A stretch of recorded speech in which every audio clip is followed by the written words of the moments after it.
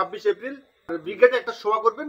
আপনি তো মুসলিম পার্সোনাল ল বোর্ডের একজন সদস্য, আপনার কাছে কি কোনো রকম খবর আছে যে সেই জায়গায় সবার কোনো পারমিশন দিয়েছে সেনাবাহিনী বা প্রশাসন? দেখেন, আমার বিয়ে হবে আমি জানি না, আপনার বর সেজে বসে কি বলে বইরা সেজে বসে আছে, এই কেমন একটা হচ্ছে না। আমার বিয়ে হবে তো আগে আমি জানবো, তারপর তো আপনার বইরাত আসবেন। আপনারাও যেমন শুনছেন আমিও তেমন শুনছি, ব্রিগেড ময়দানে জনসভা হবে। তারা ব্রিগেডের ময়দানে সভা করছে, তারা তো ব্রিগেডের ময়দানের পারমিশন তাদের নিতেই হবে। তো সেই পারমিশনটা নিয়ে একবার তারা ওই আপনাদের সোশ্যাল মিডিয়া দেখে দিক না যে আমরা পারমিশন পেয়ে গেছি, এই আপনাদের পারমিশন দেখাচ্ছি, আপনারা 26 তারিখে ব্রিগেডের ময়দানে আসেন, তাহলে মানুষের মধ্যে বিভ্রান্ত থাকবে না। আবার আপনাদের সোশ্যাল মিডিয়া দেখছি একদল বলছে ব্রিগেডের ময়দানে জনসভা হবে, আবার একদল বলছে ব্রিগেডের ময়দানে জনসভা হবে না, এ নিয়ে দ্বিমত হয়ে গেছে। তো আমি সোশ্যাল মিডিয়ায় একজন মানুষ হিসেবে বলতে পারি, সাধারণ মুসলিমদের নিয়ে মিসইউজ করাটা ঠিক হবে না। সত্যিকারের যদি হয়, বাংলা নয় সারা ভারতবর্ষের যেখানে ওয়াকাফ বিলের বিরুদ্ধে জনসভা হচ্ছে, হ্যাঁ, যেখানে মানে প্রতিবাদ হচ্ছে, যেখানে মিছিল বেরোচ্ছে, আমি প্রত্যেককে সমর্থন করছি। কেন অন্যায়ের বিরুদ্ধে প্রতিবাদ, প্রত্যেকটাকে আমি সমর্থন করছি। কিন্তু এই যে ব্রিগেডের ময়দানে সভা হবে, বড় মসজিদে একেবারে রেড রোডের ইমাম সাহেব বলছে হবে না, এই আরেকজন বলছে হবে, কিন্তু সাধারণ মানুষকে ছেলেখেলা হচ্ছে না। তা আমি তো কলকাতায় বহু সভা করেছি, তা আমার যেটা মতামত, যে ভুল বলবেন, ভুলটা স্বীকার করে নেবো। আমি কিন্তু কোনো জনসভায় ওয়াকাফ বোর্ডের বিরুদ্ধে যে জনসভা হচ্ছে, পথসভা হচ্ছে, এর বিরুদ্ধে নয়, আমি পক্ষে। কিন্তু সাধারণ মানুষকে মিসইউজ করা ঠিক হবে না। যারা তৃণমূলের 3 জন সদস্য, যারা ওয়াকাফ বিলে যখন বিলটা পাস হয় তা ছিল না, আমি প্রত্যেকটা মুসলমান ভাইদের কাছে আমি দুটো হাত জোর করে পায়ে ধরে বলছি, ওরা যদি ফের পুনরায় এবারে দাঁড়ায়, যাদের মধ্যে ইমান আছে মুসলমান, তারা একটা ভোট যেন তাদের ঘরে না দেয়, একটা ভোট যেন তাদের না দেয়। এ থেকে যদি আমরা ভোট দিয়ে ফের জিতিয়ে দিই, তাহলে এবারে 3 জন যায় না, পরের বারে 10 জন যাবে না, ওরা আমাদের কুকুর বিড়ালের মতন ব্যবহার করবে। আমরা প্রমাণ দিয়ে দেখিয়ে দিতে চাই, তোমরা আমাদের ভোট নিয়ে আমাদের বুকে ছুরি মেরেছো, আর তোমরা যদি ভোটে দাঁড়াও, তোমাদের সেই জবটা আমরা দেবো। আমি প্রত্যেকটা মুসলমান ভাইকে বলবো, ওই 3 জনকে কোনো মুসলিম একটা ভোট না দেয়। আজকে যেরকম দেখলাম ফুরফুরাতে এই প্রস্তুতির সভা হয়ে গেল, তো সারা জায়গার মানুষ, পশ্চিমবাংলা সাদা যে মুসলিম সম্প্রদায়ের মানুষ আছে, তারা জানে ব্রিগেড সভা হবে 26 তারিখে। এবার যদি পারমিশন না দেয় 26 তারিখে তো সবাই যদি চলে আসে, কলকাতাতে বিশৃঙ্খলা সৃষ্টি। ফুরফুরা শরীফে কোন সভা হলো? হ্যাঁ, আজকে এই জায়গায় হলো, তো প্রস্তুতির সভা হলো ফুরফুরা শরীফে, যে উজালপুর। তাই নাকি? হ্যাঁ, আপনি খবর পাননি? তাই? হ্যাঁ, বিশ্বাস করুন, আমি একটা মুসলমান হিসাবে বলছি, আমি আপনাদের কাছে শুনলাম। লক্ষ লোক হয়েছিল? লোক তেমন দেখিনি আমরা, তবে হয়েছে কত? 150-200? তাহলে তো ফুরফুরা শরীফের পুলিশ ছিল 500, পুলিশ 500 ছিল। 500 থাকুক 200 থাকুক, বেরিয়েছে তো মানুষ। দেখ, মানে 200 থাকুক, 10টা লোক তো প্রতিবাদে নেমেছে। কিন্তু ফুরফুরা শরীফ পীর সাহেব একটা বাচ্চা ছেলে ডাকলে 5000 লোক আসবে। একটা বাচ্চা শিশু যদি, বাচ্চা ছেলে যদি ডাকে 5000 লোক আসবে। আমি আপনাকে বলছি, আপনাদের কাছে শুনছি ভাই, আমি এর বিরোধী করছি নি। 10টা এলেও তারা প্রতিবাদে এসেছিল, হ্যাঁ, কিন্তু আমি আপনাদের এখানে শুনছি। আমি তো বলি ফুরফুরা শরীফে আবার কত পীরজাদারা মিলে করছে, তাহলে কত 32 জন, কি জানে, আমি জানি না। আমি জানি না।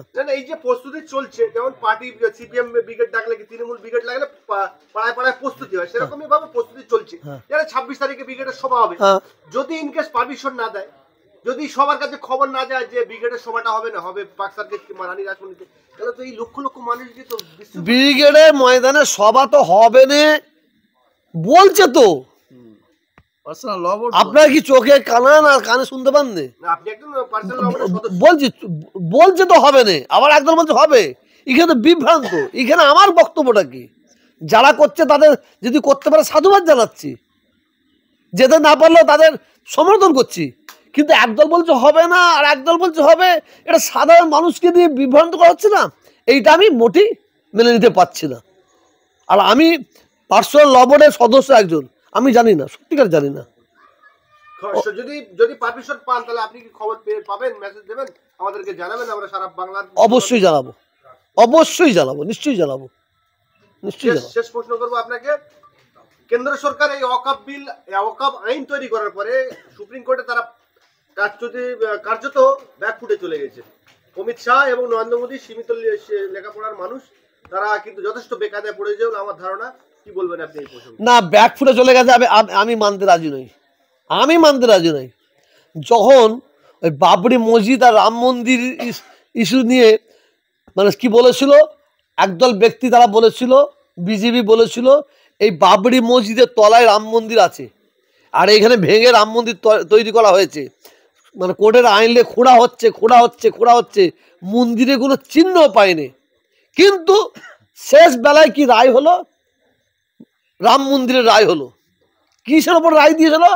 ওই আস্থার উপরে রায় দিয়েছিল, আস্থার বিশ্বাসের উপরে রায় দিয়েছিল।